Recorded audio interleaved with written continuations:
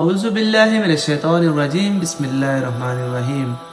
السلام علیکم میرے پیارے بھائیوں اور بہنوں، ہم سب روزانہ کھانا کھاتے ہیں، لیکن اکثر ہم ایک عام بڑی سنت اور برکت والی چیز کو بھول جاتے ہیں، اور وہ ہے کھانے سے پہلے اور بعد کی دعا۔ اگر ہم صرف چند الفاظ پڑھ لیں تو ہمارا کھانا عبادت بن جاتا ہے اور اس میں اللہ کی طرف سے برکت آتی ہے۔ کھانے سے پہلے کی دعا: بسم اللہ وعلی برکت اللہ۔ ترجمہ: میں اللہ کے نام کے ساتھ اور اللہ کی برکت پر کھانا شروع کرتا ہوں۔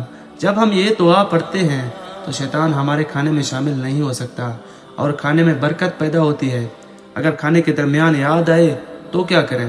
اگر کوئی شخص کو کھانے کے درمیان شروع میں بسم اللہ بھول جائے اور درمیان میں یاد آ جائے تو وہ یہ دعا پڑھے: بسم اللہ اولہ و آخرہ۔ ترجمہ: میں اللہ کے نام کے ساتھ شروع کرتا ہوں، شروع میں بھی اور آخر میں بھی۔ یہ اللہ کی بہت بڑی رحمت ہے کہ اگر ہم بھول بھی جائیں نا تو درمیان میں یاد آنے پر ہم اس سنت کو پورا کر سکتے ہیں۔ اب بات کرتے ہیں کھانے کے بعد کی دعا۔ کھانے کے بعد کی دعا: الحمد للہ الذی اطعمنا وسقانا وجعلنا من المسلمین۔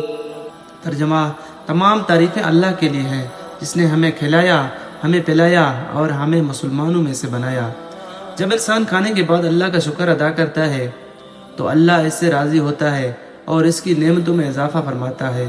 تو آج سے اپنا عادت بنا لیں کہ کھانے سے پہلے، کھانے کے درمیان اور کھانے کے آخر میں یہ دعائیں ضرور پڑھیں گے۔